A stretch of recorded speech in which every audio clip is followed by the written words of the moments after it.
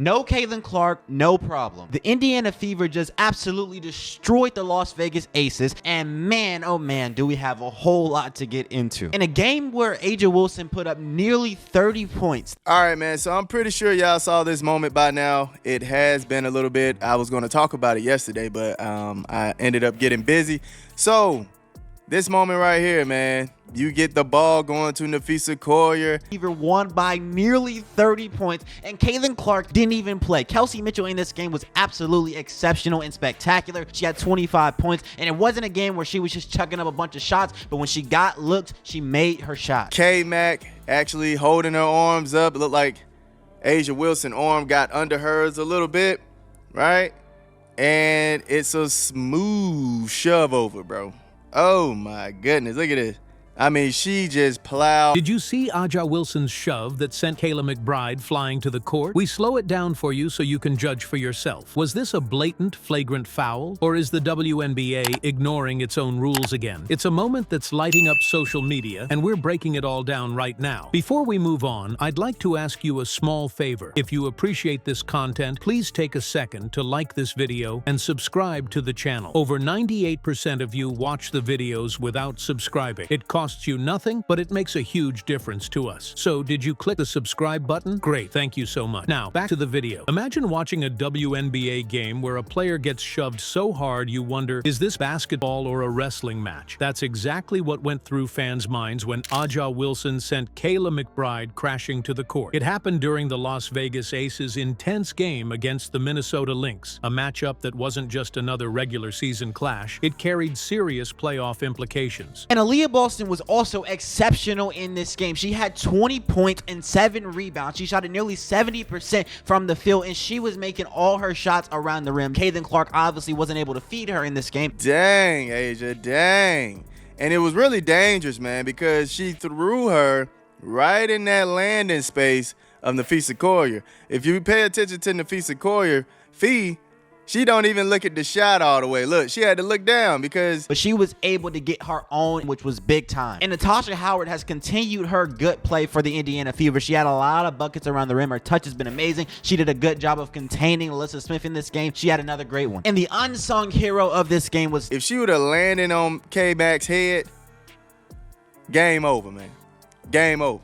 And then not only that, if K-Mac ran into her knees or anything like that, game over for Fee, man. So this was such a dangerous moment, dog. Both teams were locked in, tensions were high, and every defensive possession mattered. But then Wilson's aggressive shove turned the intensity into outright chaos. Here's the play. McBride was making her way across the floor when Wilson, closing in on defense, delivered a blatant two-handed shove. The force knocked McBride completely off balance, and she hit the court hard, sliding near the baseline. If you watch it in slow motion, Wilson's push wasn't disguised at all. It's the kind of contact that immediately has fans looking to the referees for a whistle, expecting at least a foul, maybe even a flagrant, but the call never came. Nothing. The referees didn't even pause to review the play, leaving the crowd stunned and roaring in disbelief. And that's where the controversy begins. By official WNBA rules, a flagrant foul covers unnecessary or excessive contact. Yet this incident didn't even warrant a second look by the officials. So why didn't this meet the standard? Fans are connecting this moment with other questionable refereeing decisions and saying enough is enough. In fact, some are recalling Wilson's previous dust-up with Aaliyah Boston, where similar leniency raised eyebrows. These aren't isolated incidents. They're starting to feel like a pattern. The implications go deeper than one no call. Fans are asking if certain players are being treated differently and wondering what it says about the league's consistency and credibility. Is favoritism seeping into officiating? Because when moments like this are ignored, it's not just frustrating, it's dangerous. Player safety is on the line.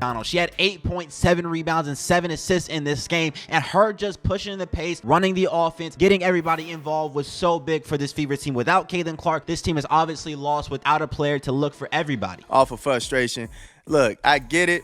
She might have raised her arm up just a tad bit or whatever the case may be. She probably did like a it's like a blocking scheme on a blocking style in boxing. He fills that hole. She was able to push the pace, run fast, and make the right passes. Obviously, it's not going to be the same as when Kayla Clark is out there, but Erin McDonald does the job exceptionally well. The perfect backup point guard for this Indiana Fever team. And because the Indiana Fever were able to get so many stops. Now, in the WNBA, women, they mostly hold their chest because, you know, it's a delicate area. So when they're setting a screen, they usually do this, right? Where men, they kind of put it around their crotch, which is another delicate area. As well as trust in the league itself. But this isn't just a one-off issue. Plays like this are becoming a recurring storyline, forcing fans to ask tough questions about what's really happening on the court. You think it's just one bad call? Think again. This isn't an isolated incident. It's part of a much bigger problem that could seriously hurt the WNBA's future. Fans are tired of seeing plays like this, where the officiating feels inconsistent or outright negligent. And when those no calls lead to dangerous moments on the court, the frustration only grows. Take Aja Wilson's shove on Kayla McBride. It's far from the first time fans have been left questioning the refs. Remember her previous clash with Aaliyah Boston? A similarly aggressive play, minimal consequences, and yet again, no clear answers. Incidents like these start to send a troubling message that some players might be allowed to push the boundaries while others don't get the same leeway. It's not just about what happened to McBride or Boston. It's about what this says to the rest of the league. The stakes couldn't be higher. When refs let things like this slide, it creates an unsafe environment. Players are left vulnerable, and fans notice. One fan recently posted, "How is this not a flagrant? Does someone have to get seriously injured before they notice?" Analysts have echoed this, pointing out how unchecked physicality can eventually lead to career-threatening injuries. This isn't just an online debate, it's real fear for both the players and the image of the league. And that fear, it's opening the door to some wild speculation. Transition. And what do I always say? When the Indiana Fever push the pace in transition,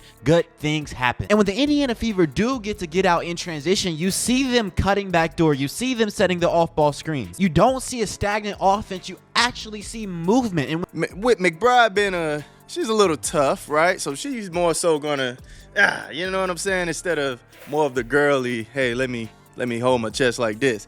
So I get it on both sides. Fever do move, good things happen. And speaking of good things happen, I don't know if you guys can tell, but I actually have it on my shirt today, which leads me to the sponsor of today's video, DIYOJ. With DIYOJ, you can customize your own jersey for a more personalized sports experience. But you can't necessarily plow through people, all right? You can't plow through people.